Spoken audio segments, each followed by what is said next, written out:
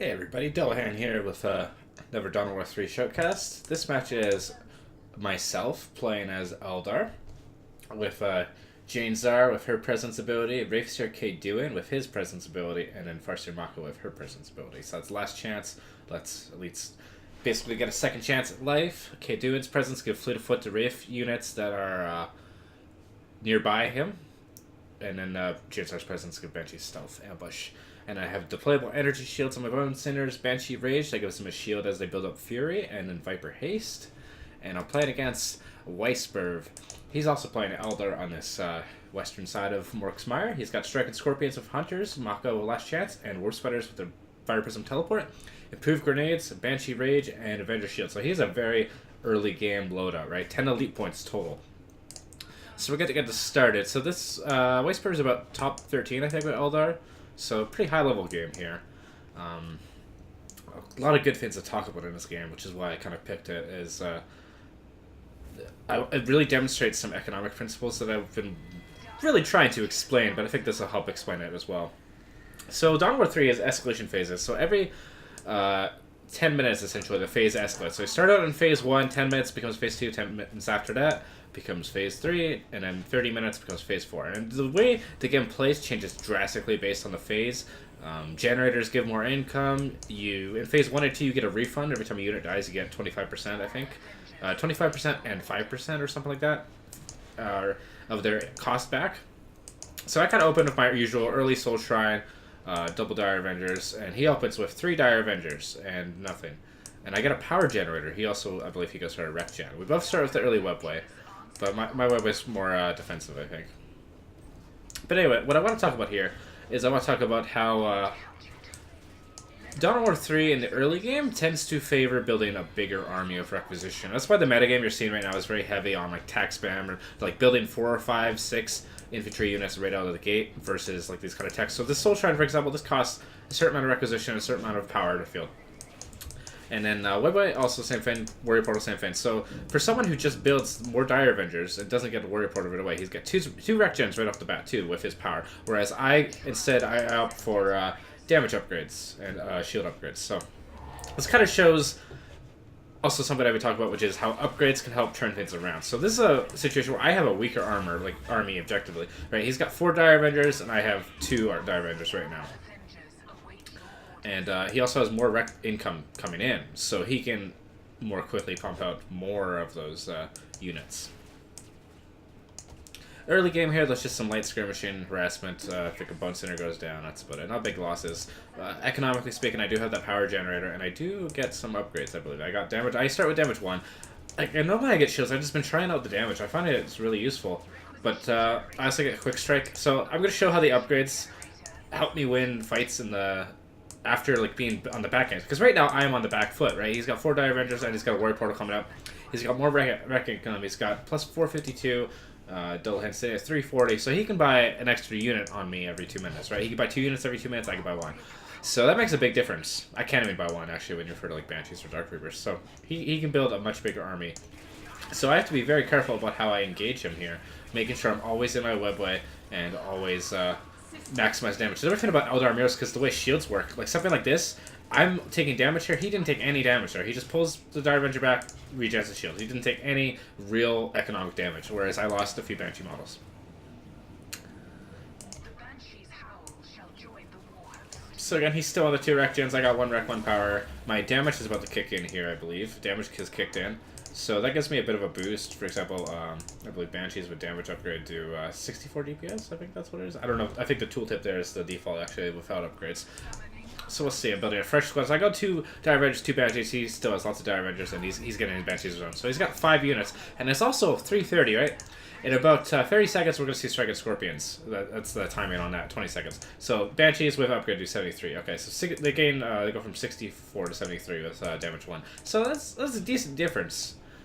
I like getting damage early on, I think, in Eldar Mirrors, simply because I'd rather get damage and then regen than shields. It used to be shields was a no-brainer because it would instantly heal your squads to full health, but it doesn't do that anymore, so it's not as much of a no-brainer. So this is that time push. This is a mistake on my part. I decided to get aggressive here and not immediately run away, because I thought I could take this elite and then yeah, this is a bad situation to be in. So he's got this entire army coming after me. Striking Scorpions are a timing push, and with that slow on the AoE and all that stuff, so he just managed to pick off a Dire Avenger squad here, and this Banshee squad's in trouble, and he's going to go for the shield gen here, and I don't have much to defend it with. Second Banshee squad getting down, so I got 2 units get picked off right there. Pretty much.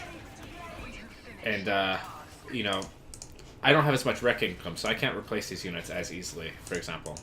But I am getting my Quick Strike for Banshees, and the reason I get that is because it lets you make your Banshees more survivable, and it punishes this sort of blobbing.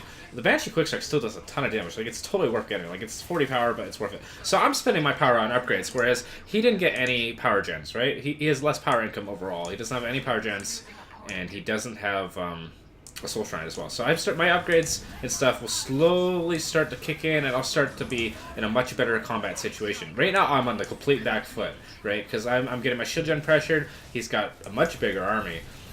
You know, this Dark Reaper squad unfortunately spawned over here when I moved the Warrior Portal, and it died. So I lost a Dark Reaper for nothing there. But I'm slowly picking off these Banshees, and still holding the shield gen at this point. Using Quick Strike just to escape is always useful, because it does some damage and it keeps you alive, but the shield gen does go down really early in the game. This is 5 minutes into the game, and I've already lost a shield gen, right? Basically, what you would think normally is this is when the snowball begins, and this is when the game starts ending. But because I've invested so much in these early upgrades, with increased shield regen, Quick Strike, and damage 1 out on the field, basically, at this point. I'm slowly going to be able to win ground, right? Because he could go tier 2 if he really wanted to in a little bit. A few minutes, actually, because he has no power income. And, so with this increased shield regen, once that kicks in, my units are going to be able to run away from fights and regen shields a lot quicker than his. And I also make sure I get this middle point. So I do believe I slip in an elite point generator in there at some point. And I do some harassment here just to kind of force him out. So at this point, I kind of expect him to be going for the Ever Shield Gen, because that's what people usually do. So just focusing on staying safe and economizing, trying to stay near the webway, and basically trying to keep him from getting too entrenched. But I do know he's going to come down here, because I do have this power gen that scouts it. And this is where Mass Recall comes in handy. Like, a lot of people only use Mass Recall in the later stages of the game to defend their power core. Well, right here, I know he's down there, and I know he's going to go for a shield gen. So I cancel that power gen a little late, and just going to run these units back down here. Not using Mass Recall here, actually, because I do have the webway for most of that radius. So just running down here normally, teleporting this down here, using the bonus ender to secure this. And he only has one Banshee squad and the Scorpions that can actually get in this bubble. So, also you can see the Banshee Quick Strike and grenades being effective here. Basically, the idea here is just to play a little defensively when you start losing the shield gen, and just focus on building some upgrades. So we do have Quick Strike. We don't have shields just yet. The Banshees just charging in. They did a ton of damage to striking Scorpions, and because they're in the shield, these ranged units are not that scary at this point. And my Dire Avengers can sit back here and shoot the striking Scorpions and Banshees. And you see the Banshee upgrades kind of kicking in here. The increased damage is really making a difference here against his Banshees and striking Scorpions. And that does force them out of the bubble, which secures this bubble, no problemo. You know, he does have a lot more units, though, on the field, right? He's got, what, 5 Dire Avengers, Dark Reaper, Banshee, striking Scorpion. He's got a lot of units, whereas I only have 2 Banshees, 2 Dire Avengers, and a Dark Reaper being built. I also do something here where I can deploy Maka right now, but I don't believe I do. I believe I skip Maka. The reason I do that is because Jane Czar is much better at evening the odds. Maka's really good, but I think Jane Czar is just ultimately more effective against his kind of composition because of her increased damage. Able to pick off units, no problem, by herself. You can see once the shields go down, Jane Czar just blows these guys up. And manages to kill, you know, most of these Dire Avenger squads. And he also doesn't upgrade the, he doesn't get a power generator, right? So his tier 2 is really delayed by not getting a power generator. This is something he could actually improve in his play, is making sure he does get at least 1 power generator. Because I'm starting to reach that point where my upgrades are kicking in. I got health 1, or shields 1 coming. So my units are going to be more durable, they're going to do more damage, and they're going to have quick strike abilities. And it's going to be a much harder fight for him. He does have striking Scorpions, and Maka is available for him as well. But, you know, I'm kind of just trying to show how, even though I lost that shield gen early on, he got all this extra money. Because I've kind of invested in these upgrades and whatnot, I can still stay in the game. Although one mistake I do make here is the one thing I need to remember against Maka is to always have some knockdown on hand.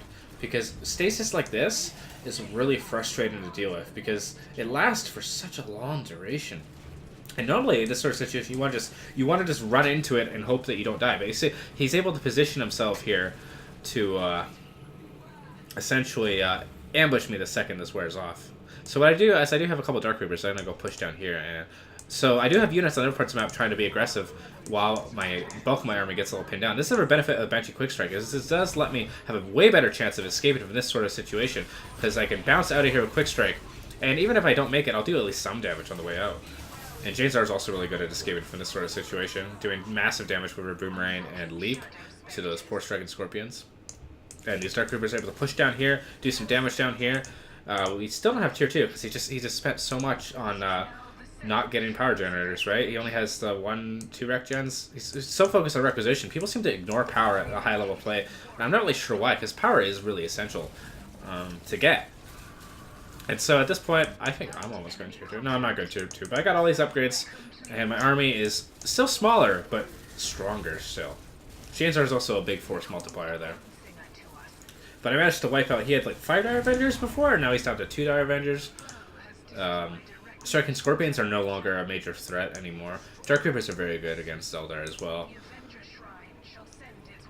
And you always want to make sure you are replacing your Dire Avengers just because they do provide decent damage and mobility, and the grenades. So he has replacement warrior portal up here. You know, I think he wants to push the turret or something. And this is all a situation where I could push the shield gen with pretty much relative safety, right? Because his army is a lot more on the other side of the map. Like, I don't necessarily know where his army is at this point, but I have a pretty good idea it's somewhere around here. And so when I go to push this, I do this very slowly. I build one of those Bone Sander shields up here. And what this does is this lets my Dark Reapers and Dire Avengers sit back and not worry about taking any damage. And this Jane'Zar just scouting out the bush and stuff. Getting power generators, more power generators. So he's gonna start coming down here, I believe. Yeah, he's gonna start moving down the map, I think, at this point. Well, he doesn't necessarily know I'm here. Now he knows I'm here. You want to see these units start moving? No? Okay, we're not going to see these units move. Okay, now they're going. We actually do the follow camera, see what he's actually looking at. So he decides, oh, I'm going to go for your turret if you're going to go for my shield gen. And that's not the worst move in the situation he was in, because he does have what he needs to kill the turret, no problem. But I'm able to kill the shield gen and use mass recall to pull these units all back to my base to defend us. So you want to try and use your turret stun in unison with your mass recall, and that way it lets you get up on these units when they don't expect it. That's Maka coming in for me here, and you also see the Banshee Quick Strike going in on his units there, just doing massive damage to his units there. And again, Banshees do have more damage than health, and this lets me defend this after killing the shield gen pretty safely. So I believe he is going tier 2? No, still not tier 2. He is starting to get some power gen, so he does have 2 power gens up. So he's starting to realize he needs to tech up. And also using Maka Stasis just to trap these striking Scorpions down and eliminate them. Burning Last Chance on there.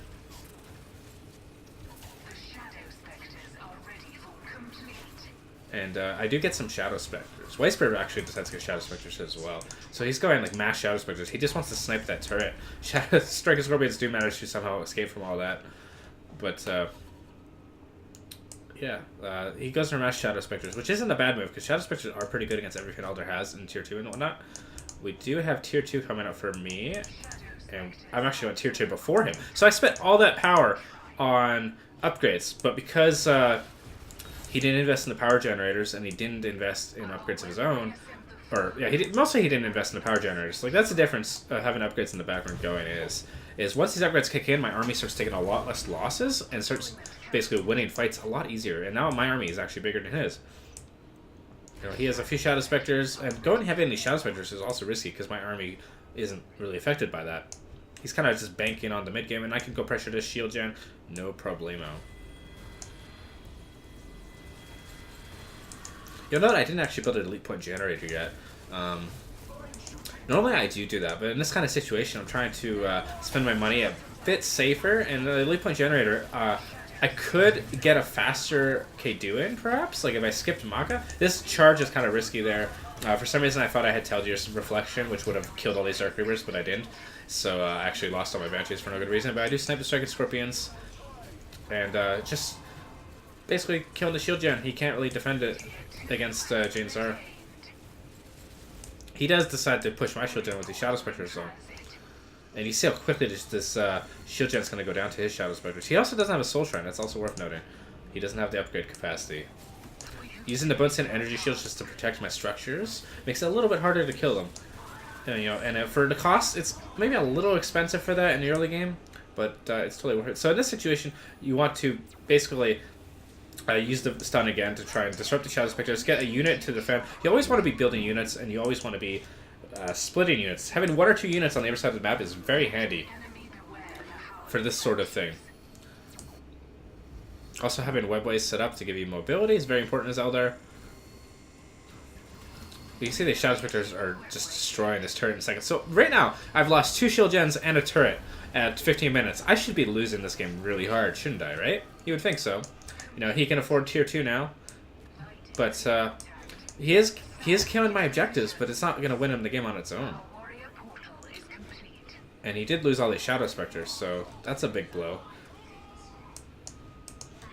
So I opt for an Infinity Portal, and the reason I do that is because at this point I suspect he actually has a tech advantage on me. He did do all this objective damage, right? I was expecting a Falcon, and something like a Wraith Guard is pretty good against a Falcon.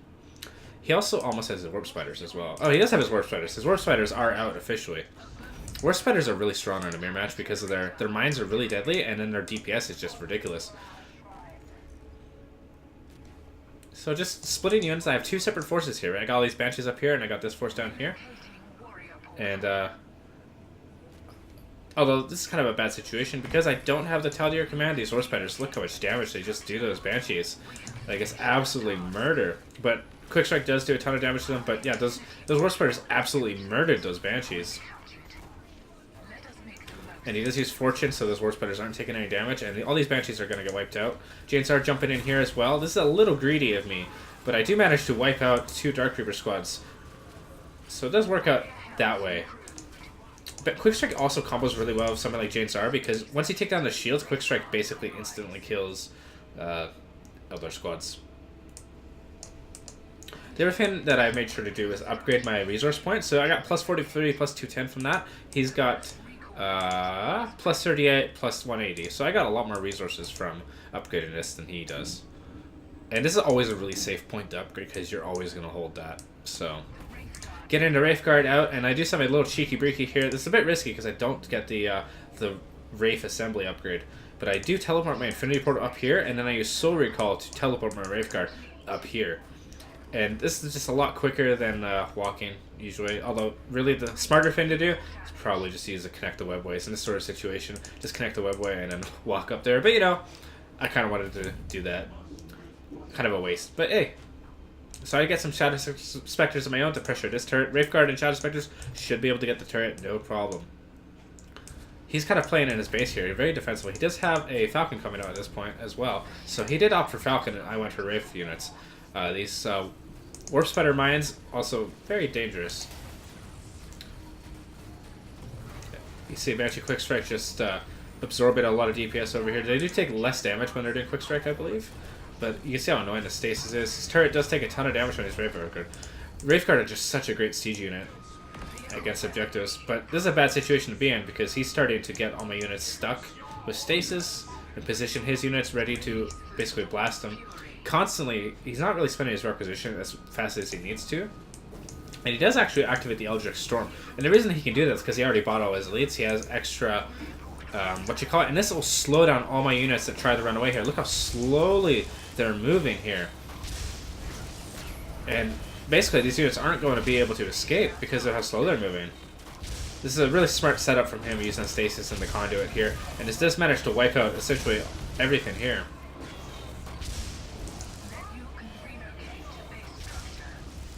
And Janzar and Maka in a bad bit of a pickle. So units, these buildings have to start getting out of here and escaping. In terms of upgrades, we do have some vehicle damage, and we do have shields too as well. So Janzar just barely making it away here. Maka not making it away here. Chains are just barely making away. That makes up for the striking Scorpions. So yeah, that's a bad engagement for me. He did a good job of stasis in the Eldritch Storm just to basically turn the tide of the fight there. I could have got the turret, but not able to get the turret. Losing this Infinity Portal. I also like building multiple Warrior Portals is a really good idea as Eldar, because it lets you, one, you can connect to webways. You can also do this to webway gates, but doing it to structures lets you reinforce and stuff. And it also lets you build more units. Typically at this stage of the game, we're just about in phase 3 here, you start having more money than you can spend at once, right? Building one unit takes about 30 seconds. You're going to get more than 300 rec in 30 seconds, so you want to definitely have multiple ways to produce units. So he's going to go for this turret now. So I'm about to lose all my objectives here. Getting this Bone Sander shield up is also really handy against his blob. Jane's are getting a little greedy here, jumping in like this. But she does do a fair amount of damage. Kind of whiffing the Boomerang now. But it does manage to kill the Warp Spider, or Striking Scorpions, I believe. Wraithguard just walking in here, trying to get the Falcon here. Walking into that percentage damage mine, and just look how much damage that did. We're just sitting back here behind my shield. Having the Banshees kind of just harassing, basically. These Banshees jump in here, and they're doing great damage. They have so much health now, because they got shields, too. And damage, too. Oh, no, that's vehicle damage. Okay. So vehicle damage is out, so Wraithguard are going to do a ton more damage. You can see the turret getting focused down by the Shadow Specters out of range. But able to pick off the Warp Spiders with the Dark Reapers. I believe this shield is still shot blocking for a lot of these units, too, so this makes it really hard for him to engage. But again, that's all of my objectives are destroyed at 20 minutes. About every objective every 5 minutes or so is being destroyed. But able to still stay in the game by winning these engagements with my upgraded units. Triggering last chance on Maka, but she does manage to escape. The percentage mines are just so deadly. You want to make sure you're detecting these and destroying them. Detecting them does not stop them from going off. It's something I kind of figured that's how it would work, because that's how mines typically worked in the past Relic games. But in this one, you have to actually destroy the mines. You can't just ignore them with detection. So that's something to keep in mind. So this is where I get a little creative, because I'm in a situation where my power core is exposed. So I have to be very, very, very careful about how I attack him. So what I do is I use a connect to webways to get my units down to this part of the map, and I'm going to go bash the turret, and then if he tries to attack my power core, I can just go back through here and defend. So this is something Eldar have that no other faction has. Other factions, they have to use stuff like drop pods or whatever to try and defend when they do this sort of engagement. But this lets me just come down here, snipe the turret while he's distracted, essentially.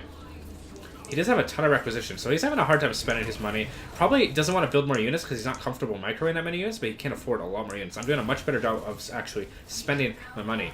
And just sniping the turret here and just walking back into here. I see him coming this way, so this shield also comes in handy because these units can't start targeting this until they get past it. And we got Racer Kadoon coming in here.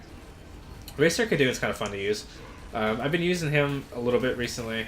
Just kind of whiffing with that Wraithguard shot, but it just forced him to dodge. And using his ability, his mobility is just so strong. And he's just able to get in all these guys' face. So much damage from the MLA too. It's really good against like units like Shadow Specters. And you can just constantly knock them down. Keep them away from the power core. We got his units trying to attack at my stronghold. And then we got Maka coming back in.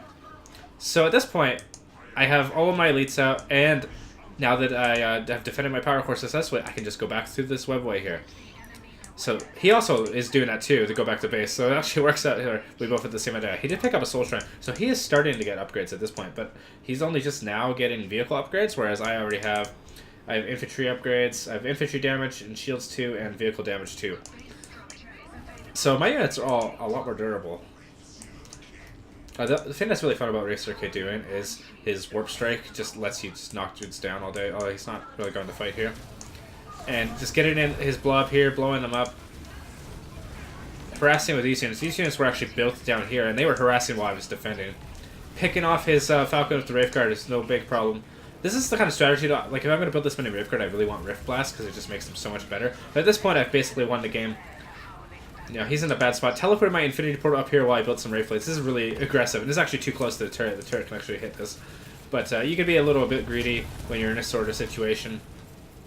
See how little damage these Banshees actually take from the Warp Spider mines now that they're upgraded with health too. Shields too. And yeah, Infinity Portal getting focused by a turret. A little too close, but I do like building this in a more forward position just because it lets you build units right in the fight. So you can kind of see how using the webways to kind of bounce back and using those upgrades to make my units stronger basically let me win a game I should have been losing. I should have been so far behind, losing the shield gen and everything. And I was able to turn it around. Anyway, thanks for watching. Bye.